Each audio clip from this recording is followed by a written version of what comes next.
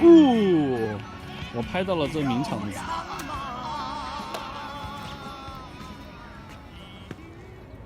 评估一下战损，我先讲断了，机翼断了，刚刚应该是撞到了这个位置，然后把机翼扯断了。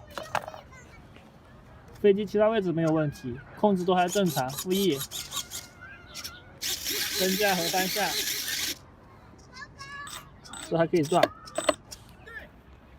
刚刚就是撞到了这根杆子，吧唧一下，机翼就断掉了，然后就掉在前面的花坛里面了。